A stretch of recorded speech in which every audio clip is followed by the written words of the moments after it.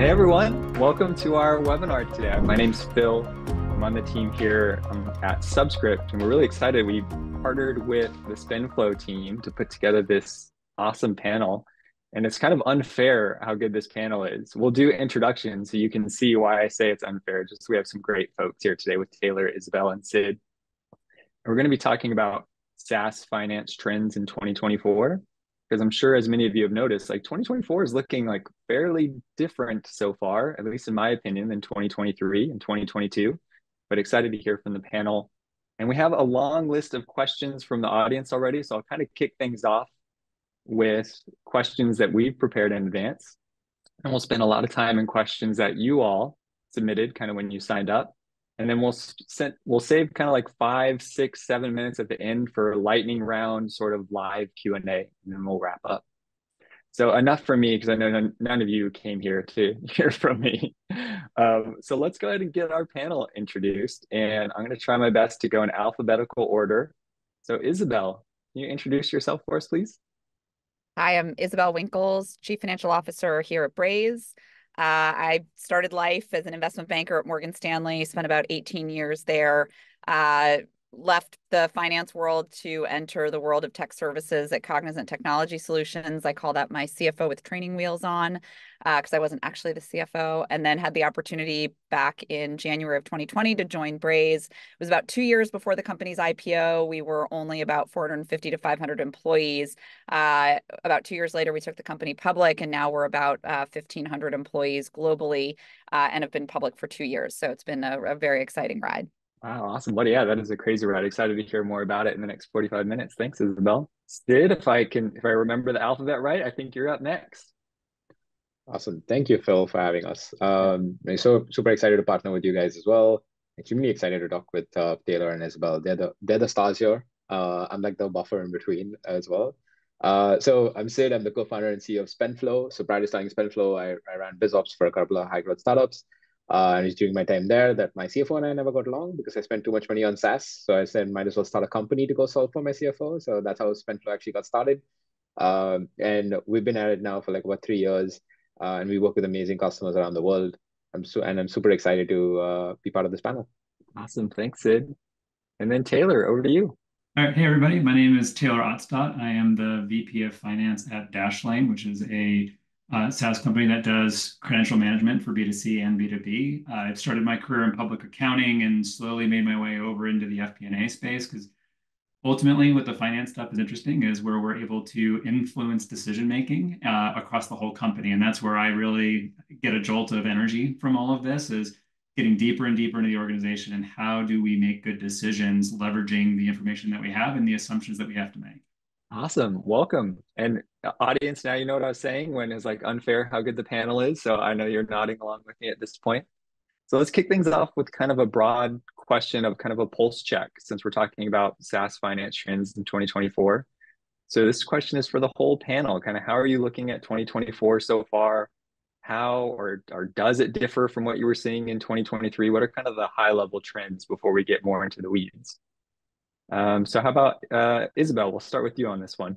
Yeah, so I think, and we were starting to see this and talked about this publicly with investors over the last couple quarters. I think we're going to see kind of a continuation of a little bit more stability settle into the market. So it doesn't mean that we're seeing a recovery in the macro or any kind of reacceleration of any kind, but there's just a little bit more certainty out there that helps our customers buy from us. It also helps us make investment decisions with a little bit more confidence. And so I think that sort of having settled into a little bit of the new normal here, I think we're excited to sort of get the year up and running and get going. We'll announce earnings in the next couple of weeks here. So we'll announce guidance for the year.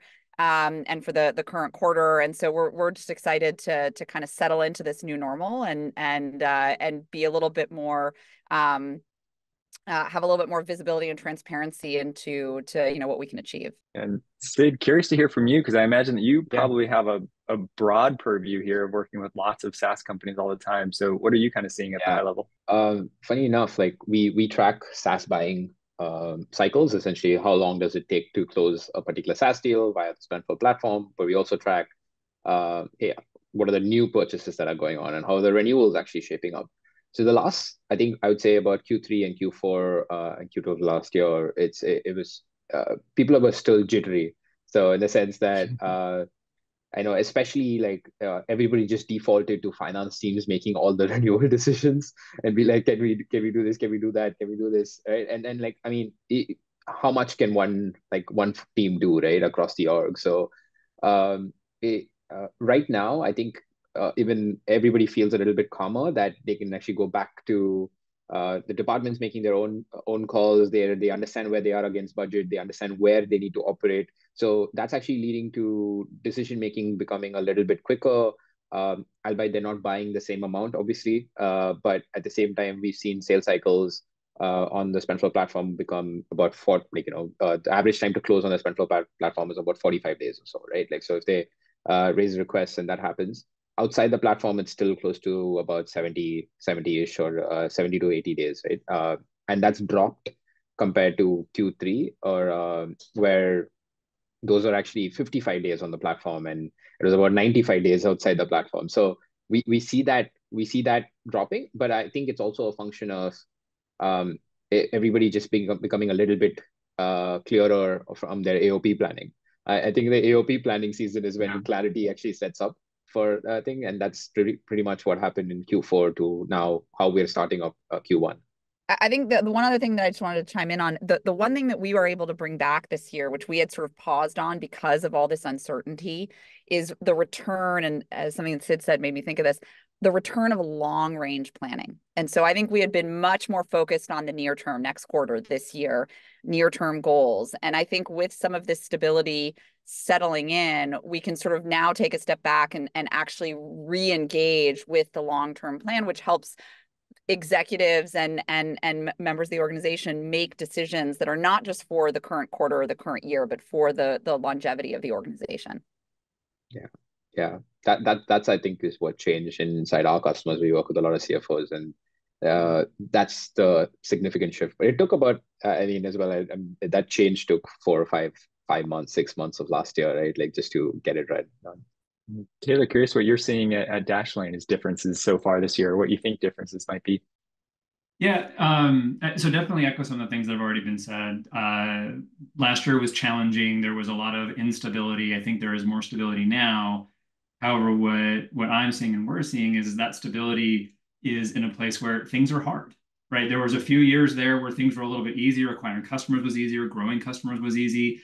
And then it got really challenging. Things that used to work didn't work anymore. And I think we're all holding our breath throughout 2023 saying, okay, does it get easier after this? And I think the answer is probably no.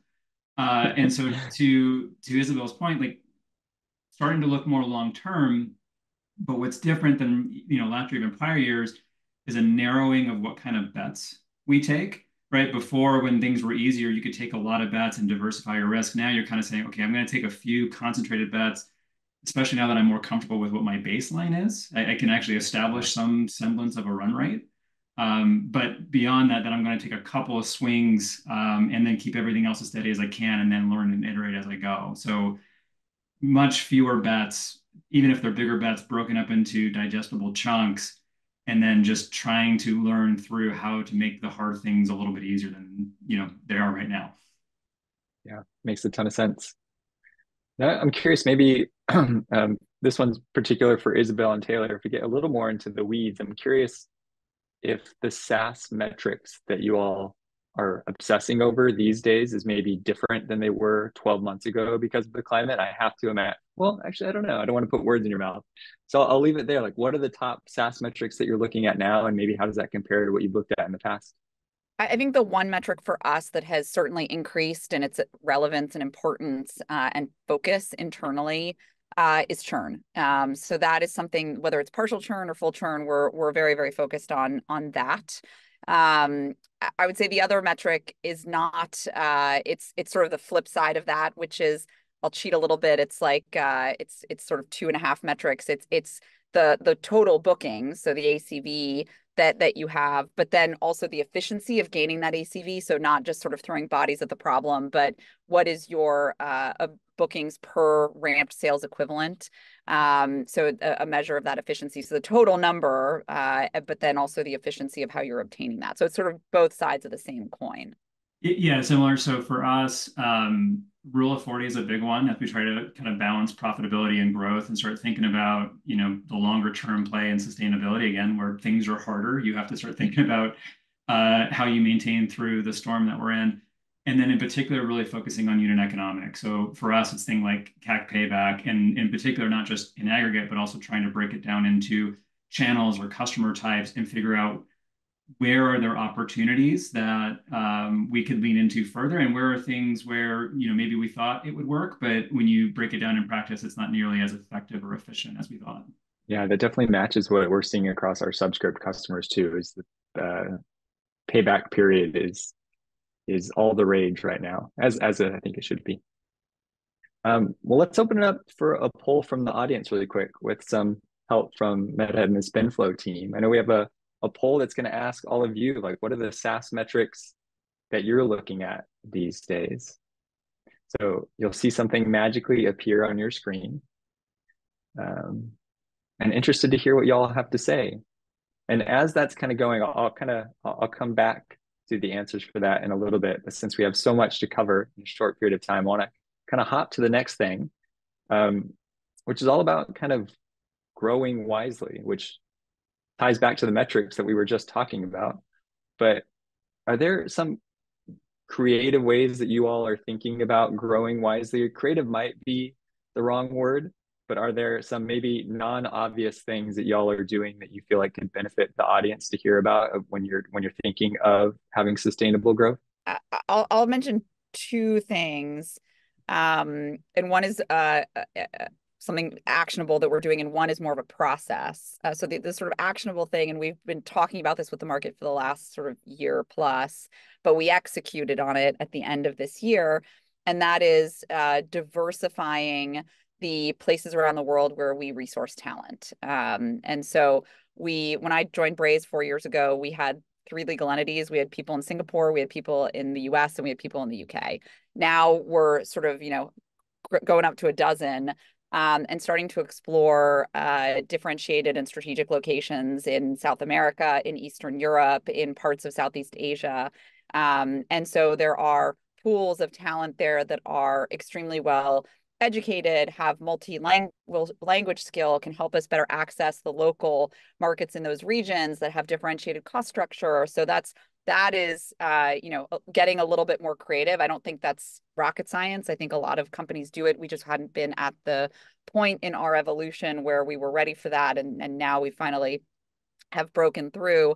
And then the second thing is more of a process point, is you also want to be careful as you set goals for yourself. That actually, this is something for me, I never want to actually materially overachieve on promises of efficiency that I make to the market. I do want to make sure that to the extent I have savings in certain parts of the organization, that I very quickly and with confidence can redeploy that so that we can keep the engine going.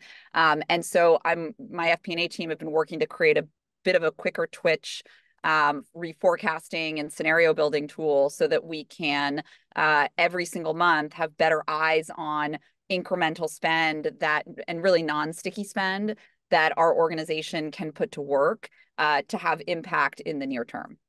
Oh, that's awesome. Those are great ideas. Sid or Taylor, anything else come to mind? I'll let Taylor go first. Yeah, so I don't know how creative it is, but one thing that we're doing is trying to create more cross-functional projects within the company, because historically, when you're thinking about growth, it was like it's marketing or it's sales. And maybe sometimes product would come in, but realistically, in this environment, it's some combination of all of those groups working together. And whether it's product-led sales, where you're thinking about how do you get product qualified leads up into the sales motion, and then marketing helping to create the awareness. More and more, we're figuring out how to bring all those folks together. And from a finance side, it's how do you find metrics that sit at the intersection of each of those groups, so that they can have some common language, because otherwise they're going to come in and talk about each of their own standard metrics and no one knows what they're talking about, right? Product's talking about activation and sales is like, that's great, but I'm still not selling anything over here. So how do you bring all those things together into something that is comprehensible? I think the other thing that we're doing, and I alluded to earlier, is really starting to concentrate our bets, and in particular, concentrate how we think about our customer set. When growth was easy, you could afford to take on a lot of customers that maybe didn't fit into your ICP. Right now, you have to be a lot more careful about what kinds of customers do you want to attract. From a financial lens, that means being really careful about your segmentation and your analysis so that you're not looking at the broad average, but rather looking at it within buckets so it's easy to figure out where the actionable insights may be. And then finally, knowing that things are hard for each company, being really thoughtful about how you're growing the base, your NRR. Historically, and even in the last couple of years, I think a lot of NRR growth came from price increases. The tolerance for that, I think, is probably going down quite a bit, in particular where there are some companies who are saying, here's a 20% increase and just see who takes it.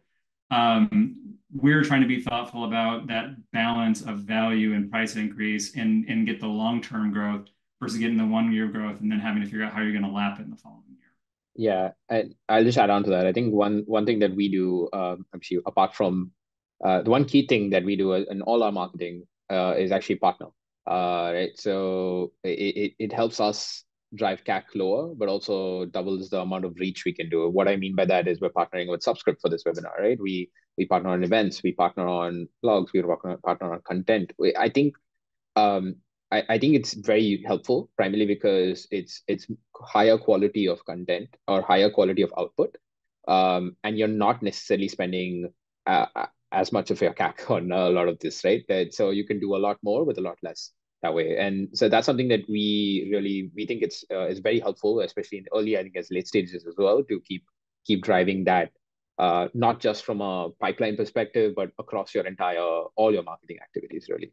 That's great. And I want to actually, maybe we'll dive a little bit deeper on something that Taylor mentioned. And Sid, I'll start with you on this. So you give you fair warnings, you have time to rack your brain. As we've talked about, like NRR being so important and increasing NRR, it's maybe less easy these days to just jack up prices, like Taylor was saying. Not that anyone would do that in the past, but you know what I mean. But pricing experiments are becoming more and more important. At least that's what we're seeing across our customers. Folks are thinking about this and trying to think of smart ways to price to value. So Sid, kind of what are you seeing here? How are you thinking about this? And then we'll hop to kind of Taylor and Isabelle. Yeah, that's a good point as well. I think David Skok, who's like, I think he was a partner at Matrix, right? Like he's written about pricing quite a bit, and one of the major things that he says is like pricing has to be scalable, right? Like it's something that you need different levers in order to price for the customer, provide them with the flexibility. And as a result of that, it's not easy to buy SaaS. Right? We make pricing models pretty complicated as a result of that, right? And so I think it's constant.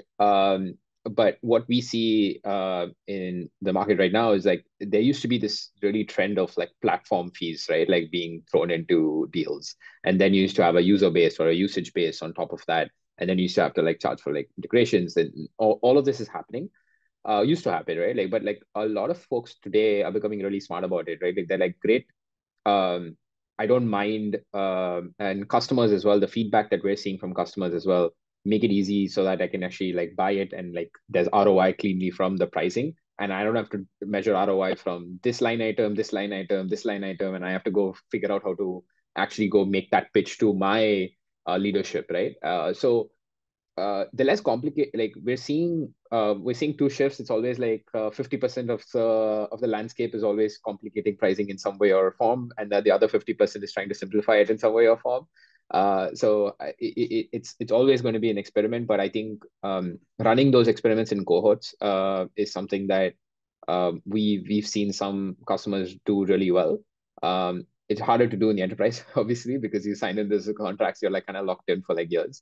But I mean, candidly, even we are experimenting with pricing, right? I think it's something that is constant on top of our heads.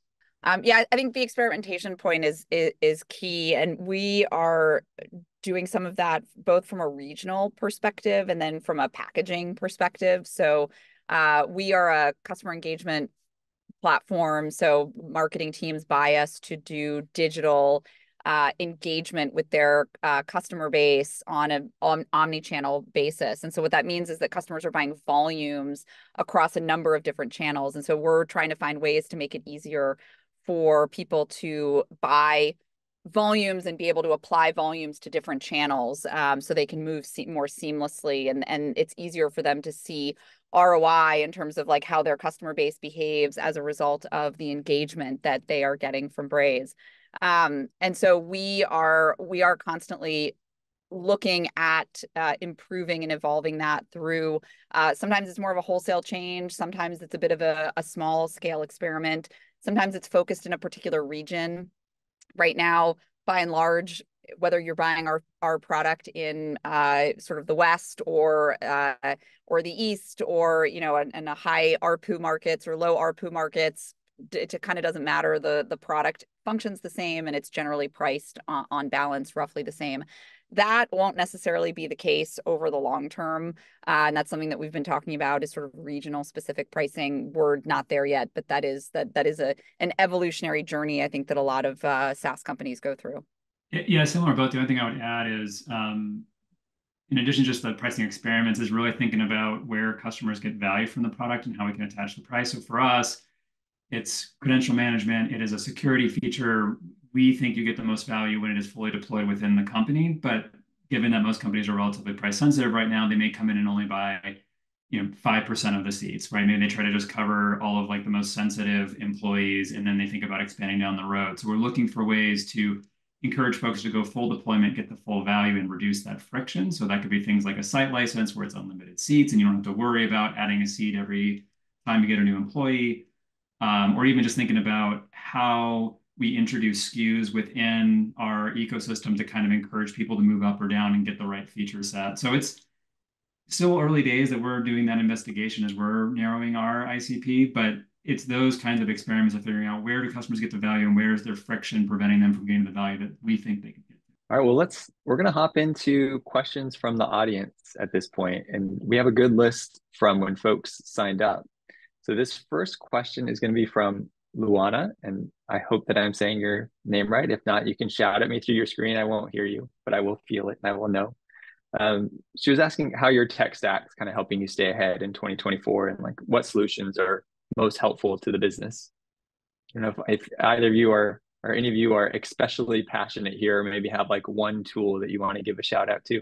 A tool we recently implemented, so I'll give a shout out to a sort of a finance specific tool, and then actually kind of a non-finance specific tool. So a tool that we really recently implemented in the last couple of quarters is called Clary. And it's sort of a sales, pipeline sales ACV management tool, forecasting, scenario modeling. There's an AI component that will sort of help you assess, like, given what your pacing is, where might you land at the end of the year. You can look at it by sales leader. You can change views for different teams and only let them see kind of what they're responsible for. It's a great overlay to Salesforce that has always been sort of a little bit clunky in that area. And then a non-finance tool that I love, and maybe some of you guys, you run as finance leaders at smaller organizations. Maybe you also run the people team, HR and comp and all those things. So maybe this for you that this might be a finance tool. It's called Aequium. It's spelled kind of funny, AEQIUM. AEQIUM. Yes, that's right. And it's a great compensation process management tool. We're on Workday. Workday is not great at managing compensation cycles, also terrible at things like visualization. Aequium, a great tool that lets you do visualization of not only cash, the evolution of somebody's cash compensation, both fixed and variable, but also their equity, layering in all the vestings and the values with scenarios on top of that. We implemented this about a year, maybe a little over a year ago. We went from purchase to actually live with all of our employees in less than 6 months. And I've thought that tool was a great decision. It's got its limitations, but I think it's one of the best compensation management tools on the market today. That's awesome. Thanks for the recommendations, Isabelle. Taylor, what about for you guys at Dashlane? Yeah, I would say our tech stack's probably a little bit more basic, just because we're on a smaller scale. The couple of things that have been super helpful for us, one we've had for a while, it's a tool called ThinkCell. It is a visualization tool that helps you build really customizable charts for things like PowerPoint decks. And for those of you who've gone through like that struggle of trying to make this particular bar chart do these things, ThinkCell is a great add-on that allows you to do those things very quickly, show percentage increases, show differentials, very quickly change the colors. So that one is a huge lifesaver for us. And then a tool that we're in the process of implementing right now that I think is going to be really huge for us is a tool called Parallel. We don't have a full stack FP&A tool, but one thing that takes up a lot of time for us is headcount, which I'm sure is same for everybody. It's one of those things that feels like it should be really easy, but for whatever reason, it's super hard. What Parallel does is it taps directly into your HRIS and then allows you to build the forecast within that tool. So not only can you do the comparison of budget to actuals and see it on a per head or really a per role basis, but it also allows you to invite the stakeholders to collaborate and see it as well. Because I mean, one of the things that sucks up our time a lot is someone saying, hey, is this headcount in budget? Or do I have budget for this one or whatever? And being able to give them something that is relatively low friction and a lot of visibility is going to be huge. So we're still getting that up and running and should have that launched by the end of this month, but we're really excited about the time saving that we're going to get from that. And quite frankly, the headache, because headcount is the highest expense for most SaaS companies. Providing some visibility and clarity on that one's going to be massive. Yeah, totally. Sid, I got another question for you, actually. Unless Yeah. you can answer the other one too. No, Let me add on the second let's one. go. All right. We use too many SaaS tools, man. We keep trying to. I know, that's what I was gonna figure. Like, how are you gonna choose? It's really hard. Well, I got a question for you, Sid, from Dan, who is, I think this one's gonna be perfect for you. He's asking about the top tips on kind of integrating, his words were, a vast growing number of SaaS tools that everyone needs to run their SaaS businesses these days. So what kind of tips come to mind? Yeah, actually, like I think the best way to do it is if you think about it, right, when you're putting together a tech stack, and as you start scaling, there's like you have a hire to retire process. Like essentially, you have like you need to figure out how to hire that person, get them into the system, get all the document, get the payroll out of the way. That's like your one base level system that you need to figure out. And then since your quote to cash, it's your like CRM, your all your billing, payments, all of that, so that you can actually collect on the money. And your contracting, that entire stack has to get put in place. And the third is your procure to pay, or your like your entire intake to pay type stack, which is like it involves like SaaS spend management. It involves like at different scales, you will get different form of payments. You might just start off with a virtual card, then you go to expense management, then you'll eventually need something like a Coupa, like something like that, right? Like you have to put that in place. So you just always, when you think about it in your head, you just want to make sure that you always have budget for these three workflows, key workflows inside a company, and then everything else is a layered add-on. And that way when you think about it and how you're budgeting, how you need to think about assigning budget, or how you need to think about growing the company in your stack, you always think about it ground up. It's like you're building the foundation and then everything is layered on. So it makes life a little bit easier. So it's a good way to structure it. But post that, and you have to like make them all work together. You need some way to orchestrate, hey, how many licenses are being used, what is not being used. And that happens at a different scale as well, right? Like that's useful if you have like direct integrations. You figure out, not using this, can I run my renewal process? That's when like somebody like us come in. But like that's how I would think about building a stack inside a company. Awesome. That's great advice. Well, I'm going to move on to this next question. This one comes from Pablo, and we couldn't call this a SaaS finance trends in 2024 like panel if we did not talk about this topic. Hopefully, you know where I'm going with this.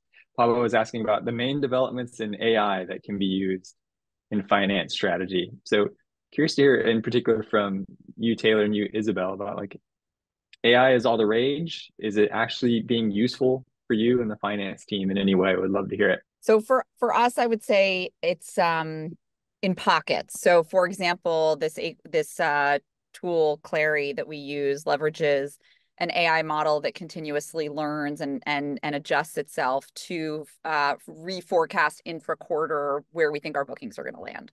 So actually, the tool has actually been surprisingly accurate, even in its early days of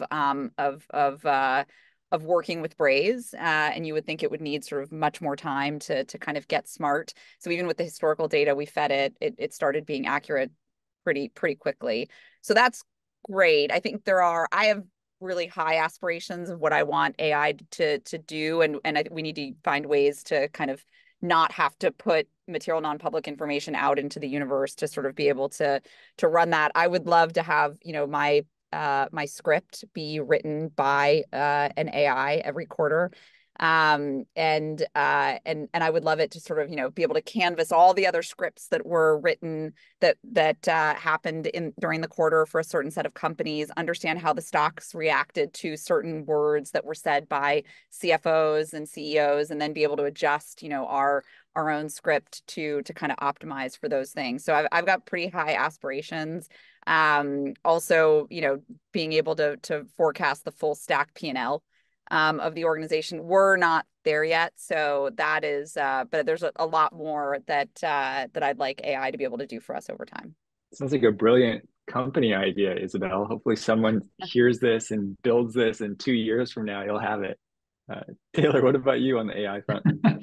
Similar. So we're not implementing much yet, in part because of all of those concerns around putting too much information into a system that could have, we just don't know what the privacy things will be. That being said, we're equally excited, particularly for smaller companies, right? Most FP&A teams or finance teams are doing a lot of manual work. And quite frankly, over the last few years, a lot of the roles have been built largely because that work had to be manual. The systems didn't talk to each other. You got to pull down data, you got to clean it. I saw some FP&A benchmarking that said roughly 50% of FP&A team's time is just pulling down data and cleaning it. So it doesn't leave a lot of time to actually do like the planning or analysis part of the FP&A job.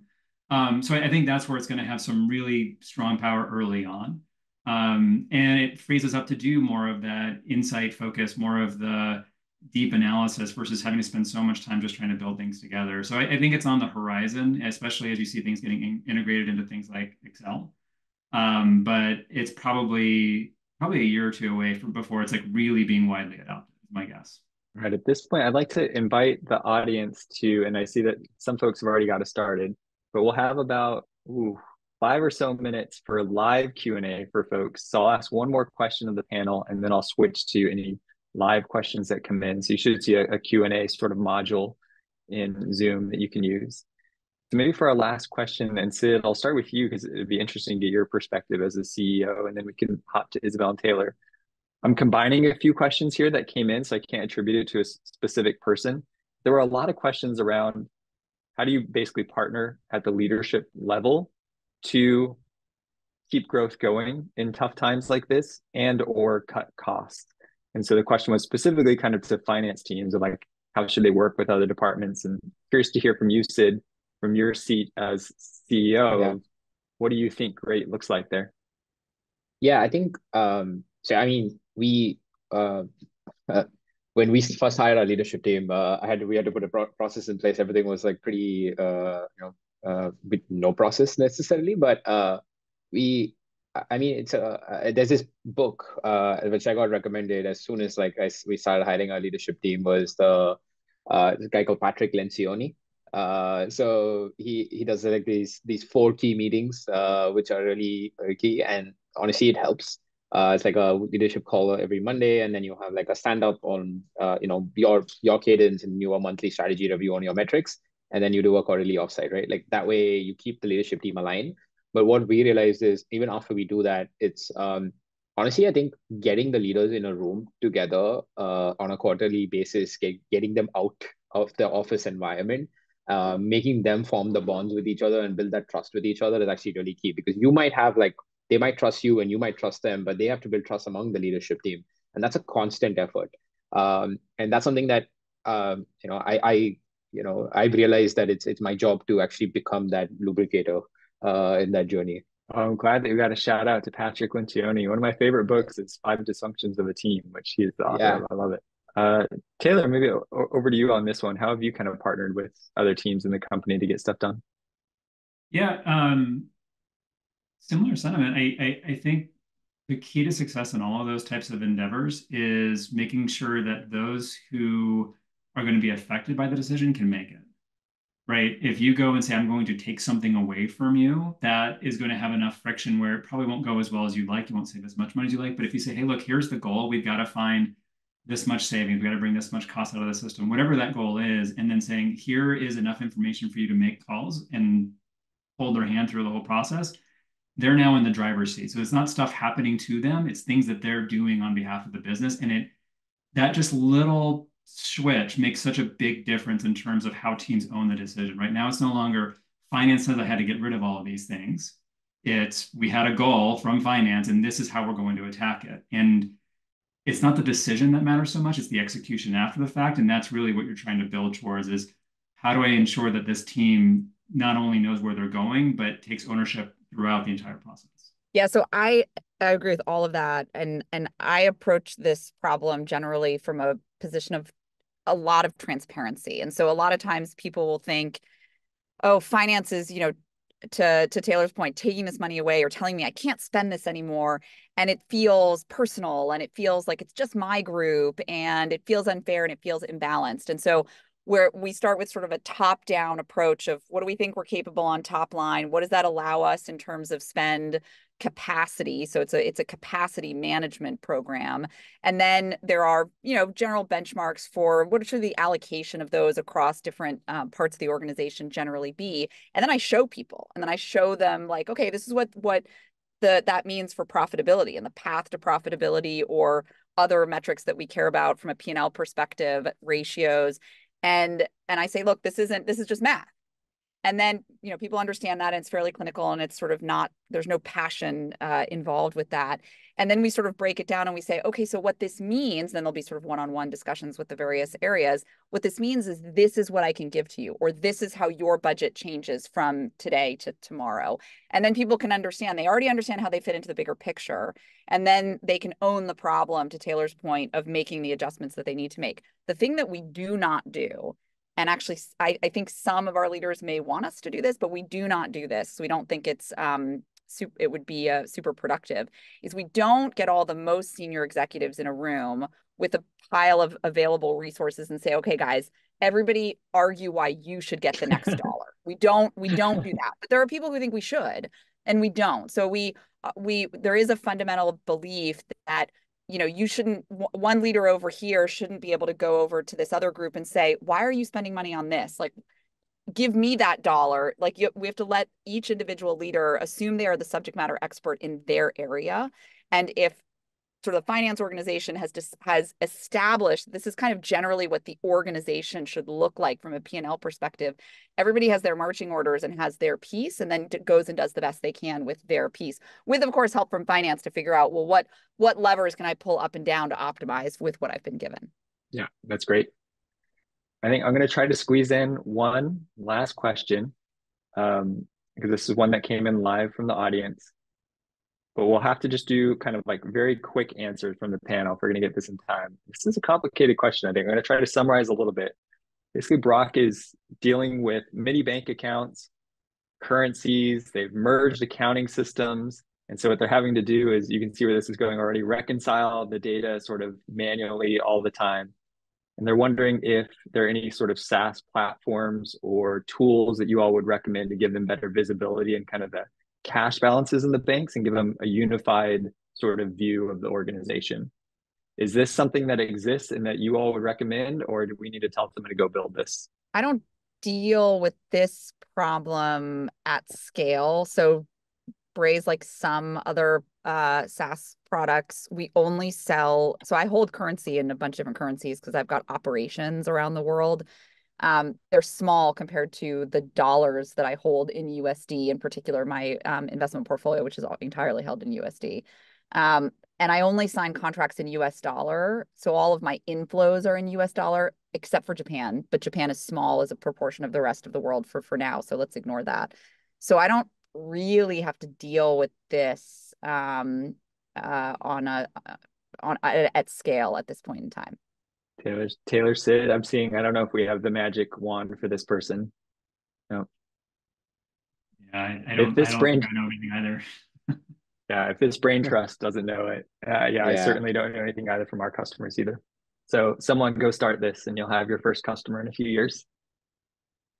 On that note, let me finish with kind of one last poll question, and then we'll wrap up here in the next minute.